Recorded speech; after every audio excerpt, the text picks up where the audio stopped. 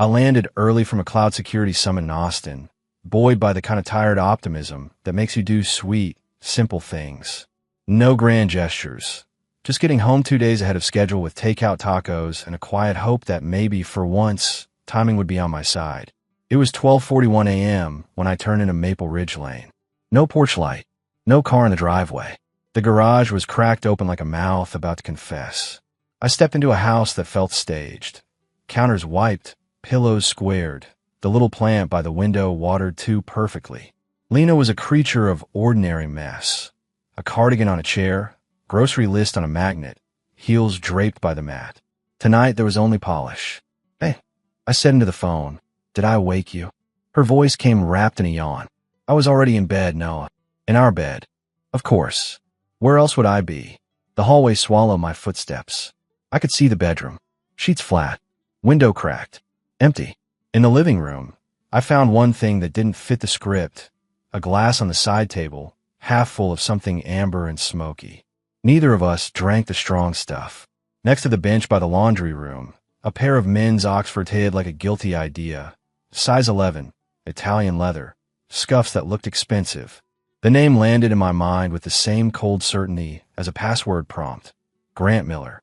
Finance team at Lena's firm. A brag at our spring cookout about investment-grade leather. Vanity is loud. It leaves echoes. I didn't touch the shoes. I didn't touch the glass. I backed out, locked the door, and booked a tiny Airbnb around the corner with a view of a convenience store and a neon sign that hummed like a tired beehive.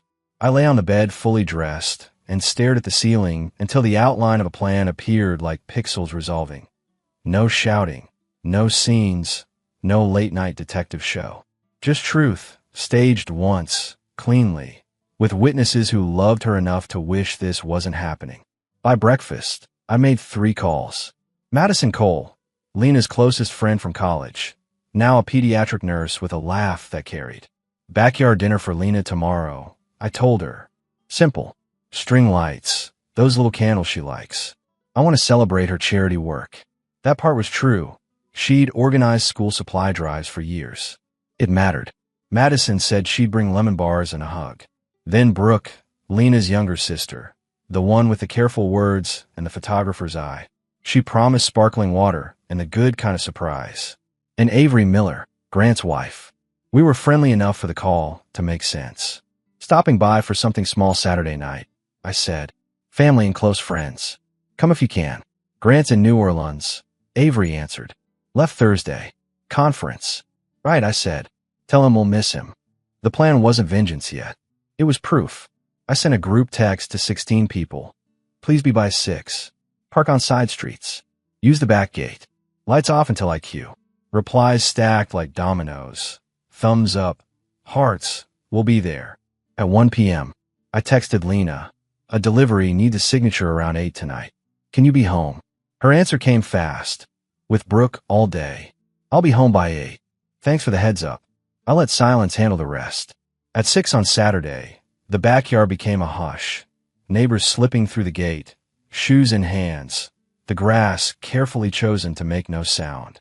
I strung the lights, lined up compostable plates, set out a speaker connected to my phone. Not for music. For one recording, 30 seconds long. I'm already in bed. Her voice set on loop when I tested it, soft and drowsy. It felt like pressing a thumb into a bruise to see if it still hurt. At 8:06 p.m., the front door opened. Lena walked in with that buoyant glow she saved for good nights. White blouse, light lipstick, a careless laugh that didn't belong to the woman I'd kissed goodbye Monday morning. Behind her came Grant, red wine in his hand and his palm, too confidently placed at the small of her back. I slid the patio door open. That tiny sound was enough. Lena turned. Her smile fell in slow motion. Her eyes tracked from me, to the shadowed faces behind me, to Madison's hands covering her mouth, to Brooke's stunned stillness, to Avery. Avery, stepping forward with a question already burning. New Orleans, she asked her husband. One word, and the air thinned. Grant dropped his hand. The room became a courtroom without a judge. I didn't raise my voice. I pressed play on the phone. Lena's recorded whisper.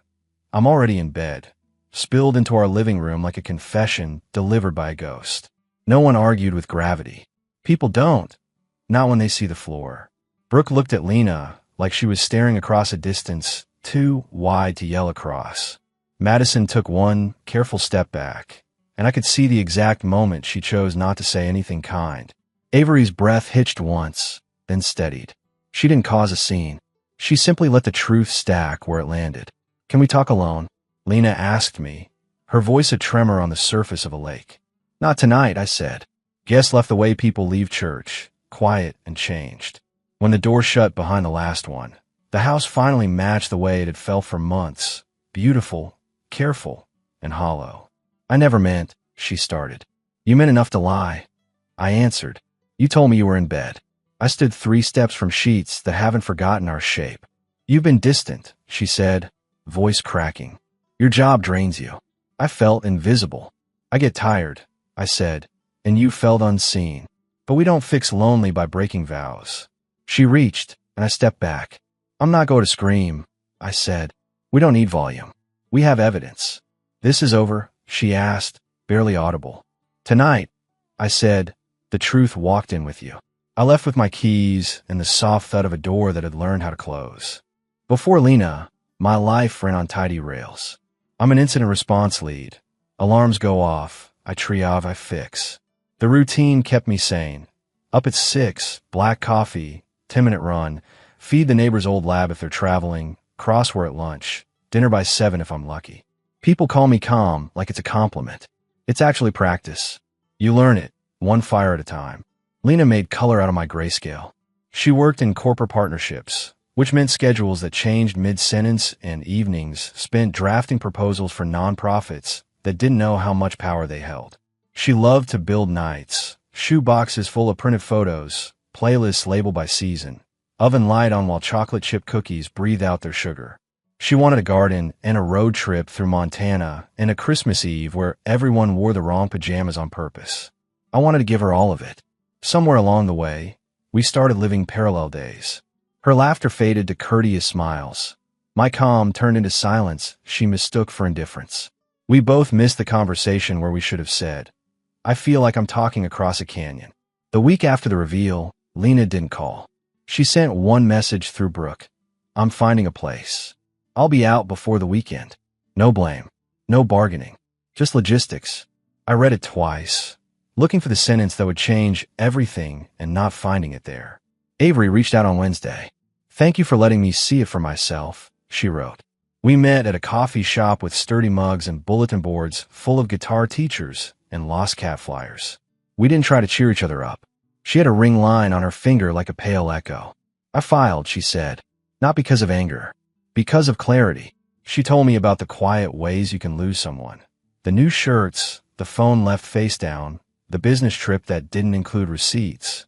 I kept thinking, if I could be kinder, less tired, more fun. She stopped. "But kindness doesn't erase choices." I nodded. "I keep rewinding the tape," I said, looking for the frame where I could have grabbed the wheel. "You could be a great driver," she said. "If someone decides to jump out of the car, that's not on you." Lena arrived at my Airbnb Friday afternoon. She stood at the threshold like she was afraid her shadow would stain the floor. "I found a rental," she said. "I'll move my things on Sunday. I'm not asking for forgiveness." "I'm sorry. Was it happening before that night?" I asked. She breathed out slowly. "I don't want to make this worse with more lies." I talked to him. It felt like attention. The dinner last month got close. I stopped it. Then, she winced. "Last Saturday happened. It was the first time it crossed the line." "I appreciate the truth," I said. "It doesn't fix trust." "I know," she whispered. "Do you hate me?" "No," I said. "But the thing we built needs trust the way lungs need air." She nodded. It took courage to leave without asking me to change my mind. She found that courage. I'll give her that, even now. The first night in the house alone, I noticed things that felt like little biographies. A dent on the couch cushion where we used to lean against each other. The cinnamon jar crooked by a quarter inch. The lavender candle that had burned down to a little wax canyon. I cooked pasta, ate standing at the counter, and caught myself saving half for the person who wasn't coming home. When people ask what you want after your life breaks, they expect dramatic answers. I wanted to mow the lawn on Saturday morning and not cry when I reached the corner where she always said, You missed a stripe. I wanted to change my phone wallpaper from the photo of us under the red cedar and not feel like I was renouncing a religion. I wanted to sleep without my heart rehearsing closing arguments. On Sunday, Brooke came to help Lena move. They were gentle with the kitchen. They touched the whisk like it was a violin bow. Do you want the stand mixer? I asked. Lena shook her head. You bake more than I do, she said. It felt like a joke from a happier version of us. Brooke squeezed my arm. She didn't choose a side out loud, but sometimes grief is a vote you cast with the way you stand in a room. When the last box left, the house let out a breath. Echoes sound different after furniture goes. I slept on the couch that night because the bed felt like a stage where the final scene had already been performed. On Tuesday, my attorney, a calm man named Darren Reed with the flat effect of a surgeon, said, "You have options." We talked about the house, the accounts, the goodwill. "You don't need to punish," he added, "to protect your future." I told him I wanted it simple and clean. No online drama. No scorched earth. The truth already did the work. He nodded. Then we document. We file. We keep the temperature low. I walked out into a sunny afternoon that felt like it belonged to kindergartners and people who hadn't just hired lawyers. On a park bench, a dad taught his son tie shoes. The kid tried 3 times and beamed when the loops finally behaved. I knew then what my future would have to look like. Incremental wins, no grand miracles. Loop by loop, tight enough to hold. That night, I made a list titled, "What Comes Next?" At the top, be kind without being naive. Second, get back to therapy. Third, do one generous thing weekly that has nothing to do with any of this. You rebuild by choosing the person you want to be again, on purpose. Grant texted me once from a number I didn't know. "Can we talk?" he wrote. I deleted it. You can't reason with a choice already made. But choices ripple. I was about to learn how hard. The first hint that Grant wasn't going to disappear quietly came through HR at Lena's company. A polite email requested a statement about an incident at a private residence resulting in distress among colleagues. Distress among colleagues, like we'd spilled coffee, not broken 2 marriages. I didn't reply. My attorney did. Short, factual, respectful. No harassment, no threats. A gathering that Lena's friends and family had accepted.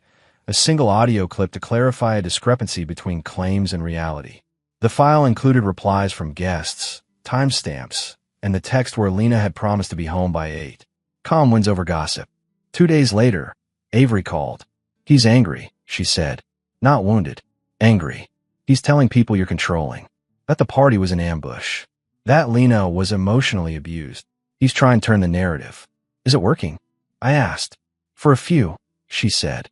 "The ones who prefer stories where accountability looks cruel." The cheater's revenge didn't show up as anything dramatic. No late-night door pounding. No grand scene in a parking lot. It was smaller and more corrosive. Rumor, selective memory, weaponized sympathy. He tried to poison the well I drank from. Work, church, mutual friends, painting me as the kind of man who smiles while setting traps. I learned something about myself in those weeks. I don't like theaters, but I can do stagecraft. I had receipts, not to humiliate, but to disinfect. Screenshots, calendar invites. The single-take video of the moment the patio door opened and Lena realized what was waiting. It didn't need to go online to do its work. It lived in a private folder titled, simply, "If Necessary." When HR asked again, my attorney sent a second letter outlining a pattern that concerned us. A manager entering an employee's home under false pretenses, misrepresenting travel to his spouse, and initiating contact after being asked to stop. We didn't demand. We documented. And then life turned, as it always does, toward the ordinary. I went back to cooking 2-egg breakfasts with too much pepper. I ran in the bad weather because good weather felt like something I hadn't earned yet. I started therapy again with Dr. Patel, who had a gift for gentle homework. "Tell me about your mornings," she said. "Coffee," I answered. "Run. Dishes. Where does hope fit?" I laughed. "Between brush teeth and reply to emails." She smiled. "Put earlier. See what happens." So I tried. I put hope where my shoes usually went. Some days it worked. Most days it didn't. You don't schedule your way out of heartbreak, but you can build a scaffolding you trust when the wind picks up. One evening, Madison dropped by with paper grocery bags and the kind of topics that didn't ask how I was doing every 7 minutes. "We're making roasted tomato soup," she announced. "And we're going to talk about garden hoses and ridiculous baby names. And at some point you're going to laugh on accident." We chopped, stirred, and let the simmering fill the cracks. "Lena is my friend," she said as the soup settled into itself. "And I'm your friend. It's messy, but I'm not dropping either of you today. Just know that I see what you did, how careful you were. That matters." "Careful doesn't heal," I said. "It doesn't," she agreed, "but it keeps the wound clean." A week later, the company where Grant and Lena worked held a quarterly review. I didn't attend, obviously, but cause and effect is a team sport. HR completed their inquiry. Partnership policy changed. Managers received a reminder about fraternization and the duty to disclose conflicts. I learned this because Avery forwarded the memo with the subject line, "Gravity."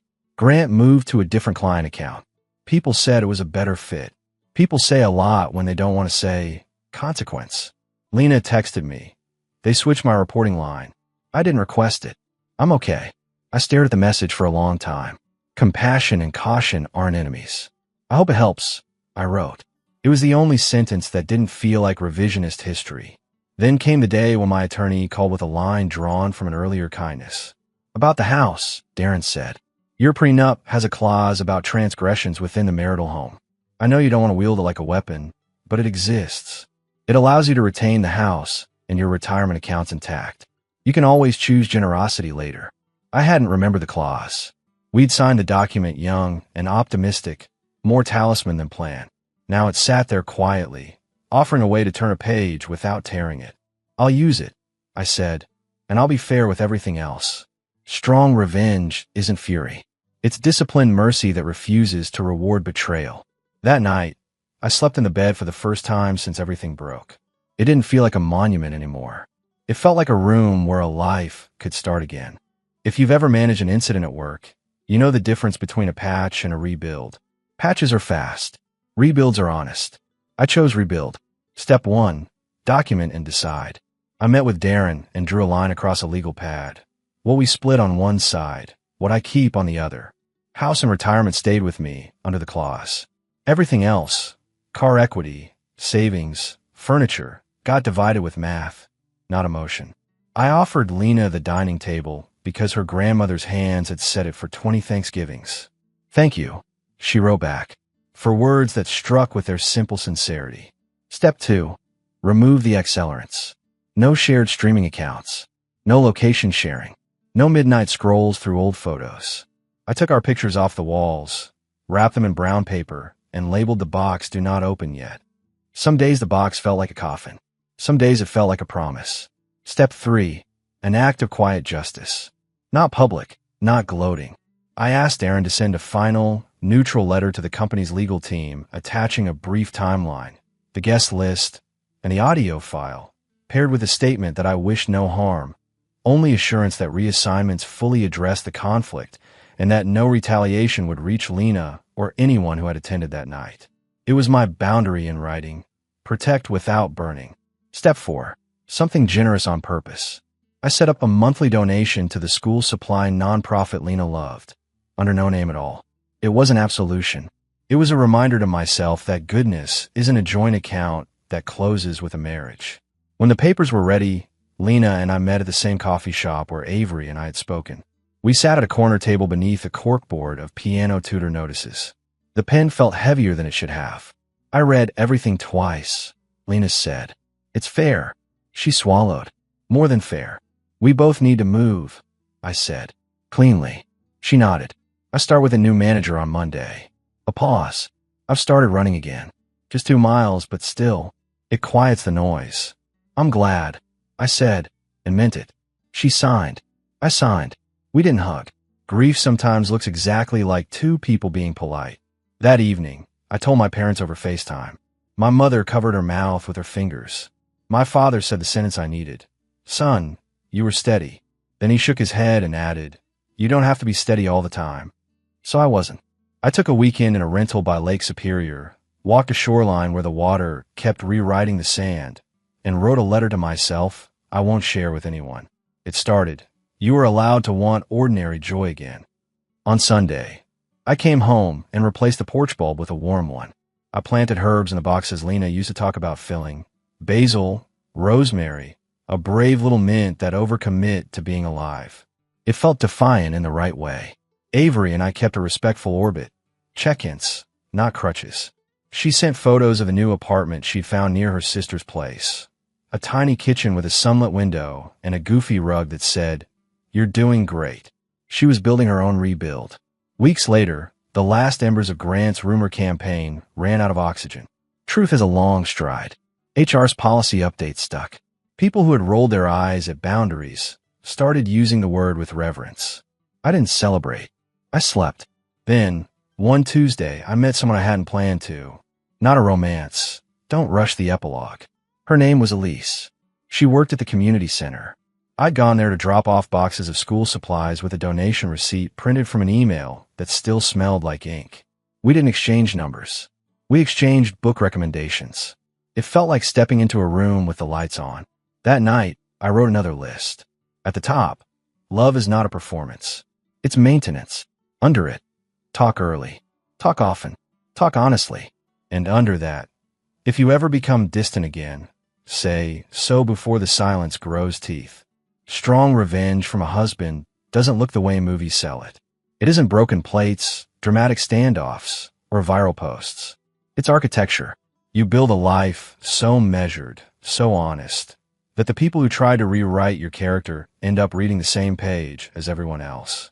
The decree arrived on a Wednesday, folded neatly in a manila envelope.